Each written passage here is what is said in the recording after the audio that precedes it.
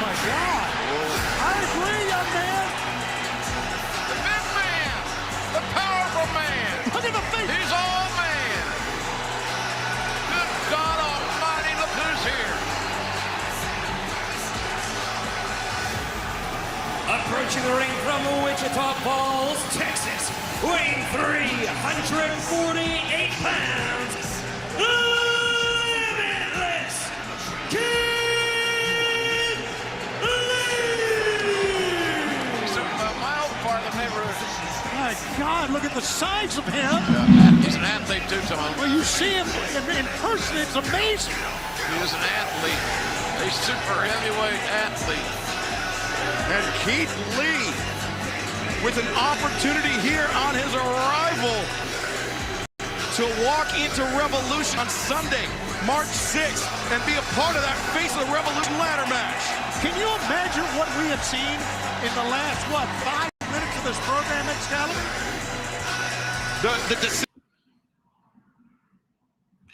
What is the deal, everybody? Welcome back. It's another edition of the Call Up Podcast. It's your boy Kenny once again. It is February 10th, 2022. What a time to be a wrestling fan. What a time to be a wrestling fan. I just wanted to go over some quick little news here. AEW had their show last night, Dynamite, of course. And we seen the return of the limitless Keith Lee, not Bearcat Lee, not Battle Cat Lee, nothing with a cat in it at all. Tony Khan said that he had a big name that he was going to sit there and give to the fans. And of course, he gave the fans exactly what they wanted, but then he not give them one surprise, but he gave them two, which we'll go over a little bit today. I won't take up too much of your time here on this Thursday morning, but I just wanted to go and touch base on what happened last night on Dynamite. We have some people in the chat right now. If you're watching this live on Twitch or Twitter or Facebook right now or on YouTube, welcome. Thank you so much for stopping in this early morning. And we're also on TikTok as well. And if you're watching the playback of this or you're listening to the audio version of this segment, by all means, thank you for tuning in. Don't forget to leave a like, a comment, 5-star review, whatever it is going to help me get in this algorithm that they call social media. But I want to go right into the news. And that was the surprise that Tony Khan gave everybody last night and not only bringing in Keith Lee, but also bringing in Jay White. And I'll get into that a little bit later here in the segment. But I just wanted to go back and rewind back and go back with Keith Lee. So with Keith Lee being the newest signee to AEW, there was a lot of speculations as to what Tony Khan was speculating as far as like who was going to be the surprise person going into AEW, especially going into this new tournament that's going to happen over at Revolution on March 5th, which will be their next pay-per-view, right? So everybody was speculating from Mustafa Ali to Karrion Kross to Josh Alexander to even Keith Lee himself. Fightful Select did not provide any details for anybody. A lot of the social media news people really didn't have anything to say. Dave Meltzer didn't have anything to say. Solomon Monster didn't have anything to say. Sean Rossap didn't have anything to say. So it was really close, tight to the vest, as they say in the business in professional wrestling, as far as like who was going to walk through that door. And it was so funny when Tony Khan had tweeted out that he was going to have somebody walk through the forbidden door. Everybody was wondering, like, who is going to be the surprise person? And we found out last night that it was Keith Lee. Now, mind you, he is a free agent, so he was not the person walking into the forbidden door. We'll get into that a little bit later. But I just wanted to touch base more with Keith Lee. Like I said, there was news that broke out on Saturday that Keith Lee and Mia Yim have finally tied the knot. They've been, going out and dating for quite some time now. He proposed to her while he was still in WWE and while she was still working for the company as well.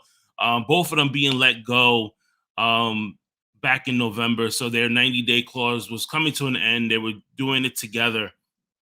So when we heard the news of Keith Lee getting married on Saturday to Mia Yim, a lot of people speculated that it may not be Keith Lee who was going to walk through that door of Dynamite and be that surprise person, that's a new surprise signee.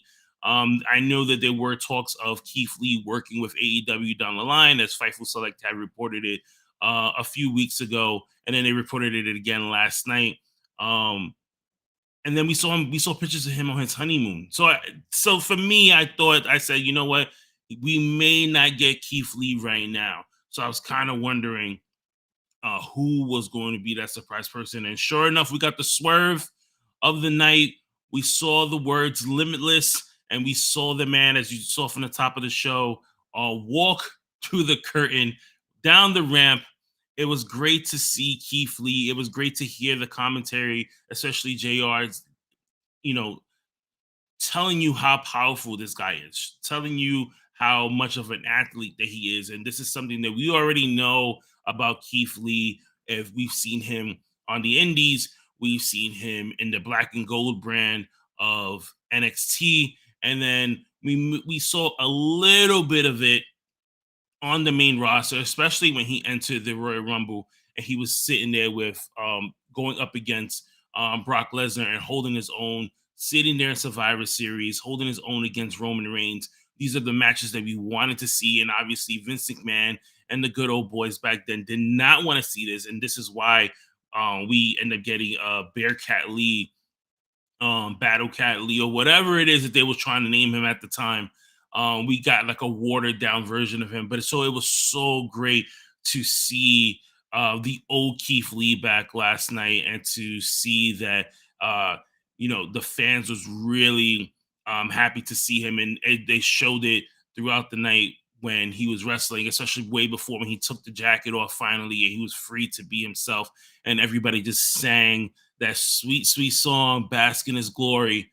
I gotta give it up to Isaiah Cassidy for selling last night. He sold like a fucking champ. Okay. It reminded me of like when Shawn Michaels like oversells a move. Like this is what Isaiah Cassidy was like really good for. And to go up against Keith Lee, I give him all the credit in the world. But now that Keith Lee is in All Elite Pro Wrestling, like what is next for him? He's entering a new chapter in his wrestling career. You've seen on the marquee that it said that he's held at least 11 different championships.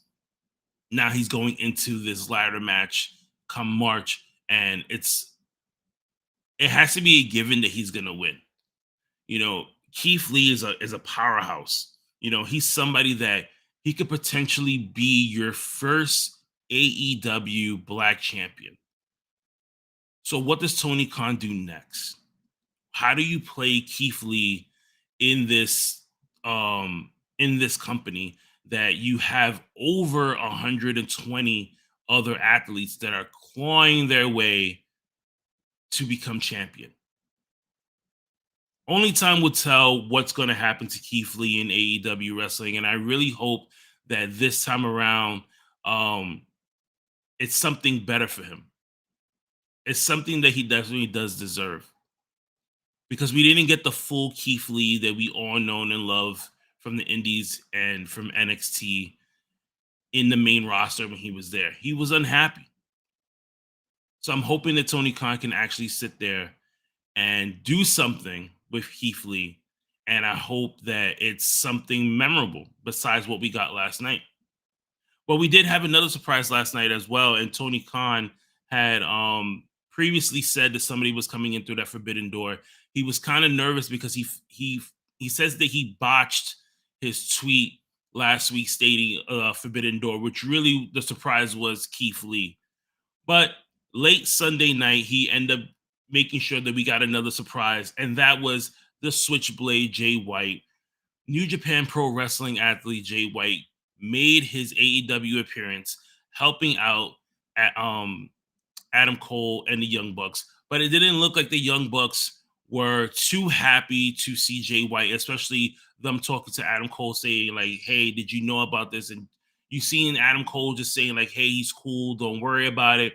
So for me, yes, I got that pop, and I was so happy to see Jay White in AEW wrestling. But it also made me think. It also made me think about um, Bobby Fish and Kyle O'Reilly. It made me think of Kenny Omega.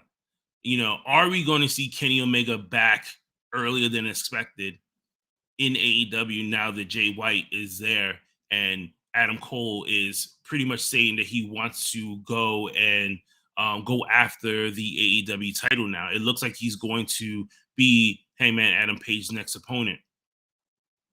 Where does that leave the Young Bucks? Where does that leave All Elite as a stable? Are we still going to get an Undisputed Era group in AEW, or are we going to get the Bullet Club all over again? These are all questions that a lot of fans are going to have as the weeks go on, and it looks to see where Tony Khan is actually going to play out a storyline.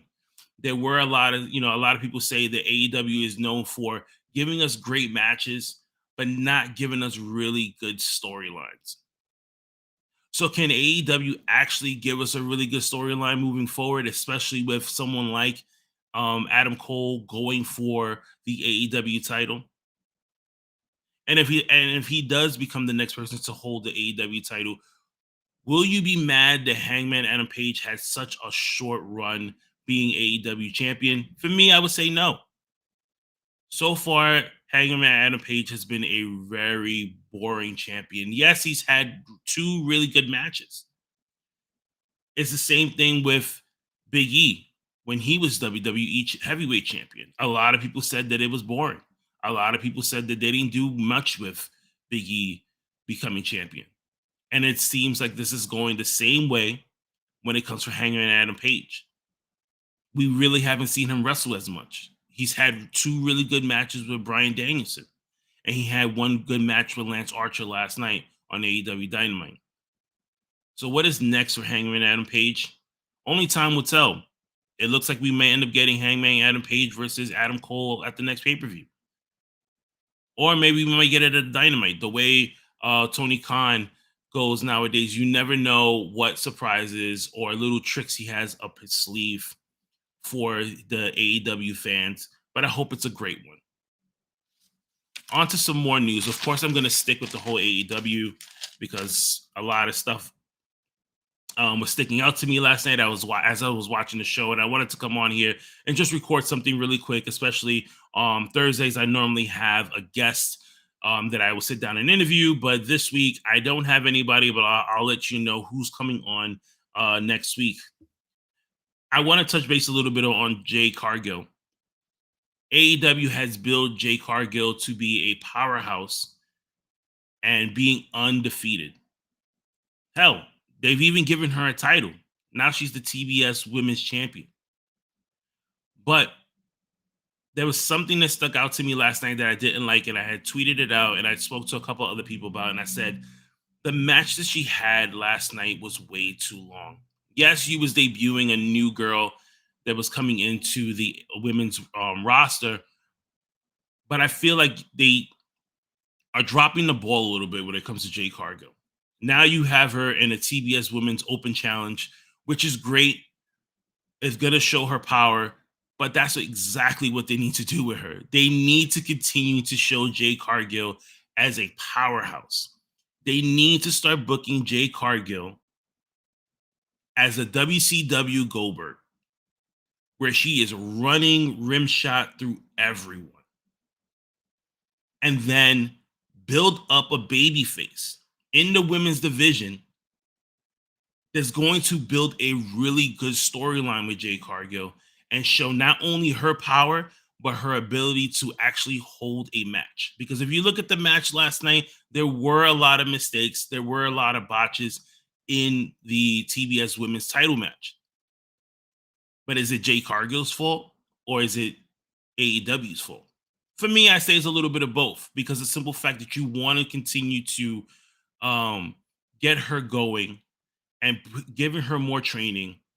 Hell, you have Serena D, who is a master in the ring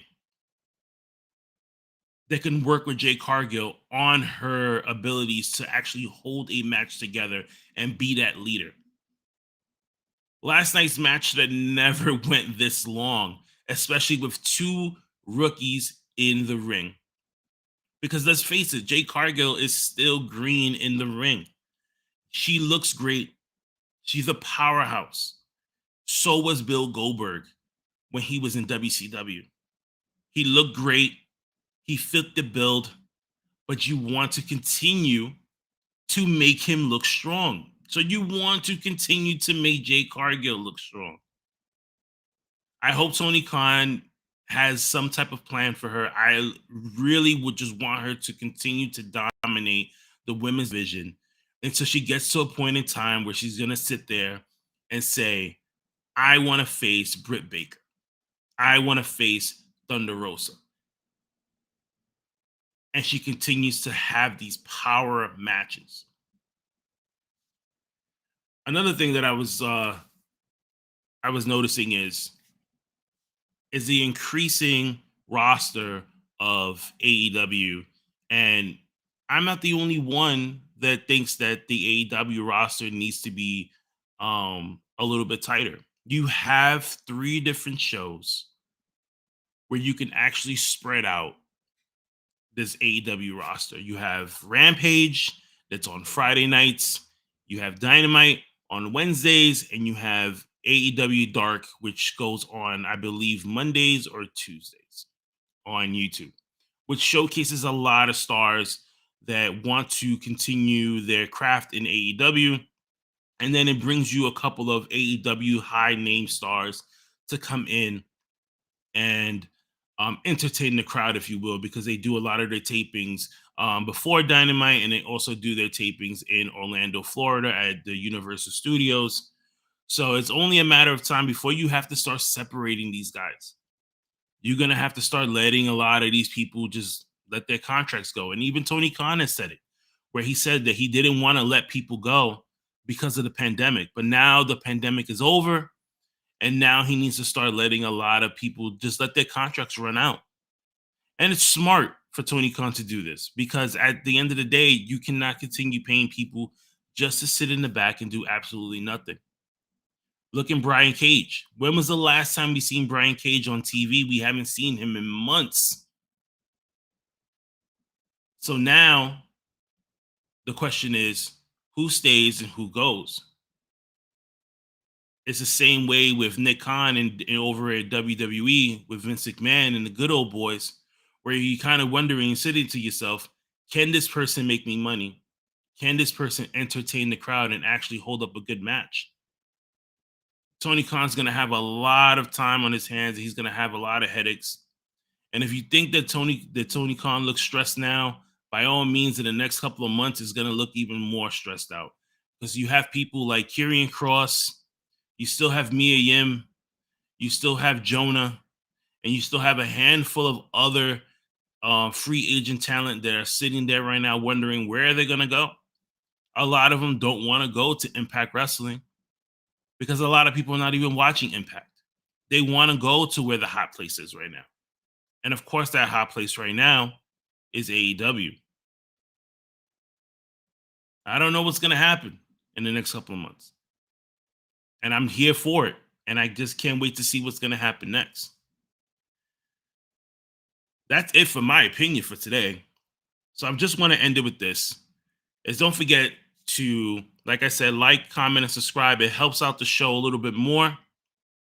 It keeps us pushing through the algorithms. And it keeps me coming back. I'll keep coming back regardless if there's only 1 person or 2 people watching anyway. Doesn't matter. I love doing this stuff anyway. But on programming notes, you can catch me every single Monday with Toe on the Monday Night Raw watch along, where we sit there for 3.5 hours and we talk wrestling. We talk Monday Night Raw, and we break every single match down as far as much as we can. You can catch me also on Wednesday nights as I do AEW Dynamite. I did not do it last night because I had something to do, but every single Wednesday I sit down and I watch AEW Dynamite with all of you, and we sit down and we break everything down one match by match and give you our opinions, and we have fun as we do it. Saturday mornings is a new program that I'm going to start unloading here on Twitch, where we do wrestling flashbacks, where we start reviewing old matches like WWE, WCW, ECW, Impact Wrestling, you name it. If it's a good match, send it on to my Instagram, send it to my DMs and say, hey, let's go over this match on Saturdays. That's going to be every Saturday at 9 a.m. So get your coffee, get some pancakes, maybe get a bowl of cereal, and join in on Twitch, which is the same name, the Call Up Podcast. Tonight being, if you're listening to this tonight, I'm going to be a part of the Knuckleheads podcast. You can normally catch me there on Thursdays as well in the chat, but this time I'll be out of the chat and into the screen talking a little bit of stuff. Don't forget to follow the Knucklehead Network over on the Knucklehead Network on YouTube. Big shout out to the Pro Wrestling Podcast. You can catch them every Tuesday, in my opinion, with Dave. You can go over to the YouTube channel with that as well. You can catch me on Instagram, Twitter, TikTok, which I am on right now, which I see some people there, which I'll answer you in a minute. But guys, thank you for listening. Enjoy your day. Stay safe out there. I am gone until next time. Don't forget to wear your mask and stay safe. Don't do anything stupid.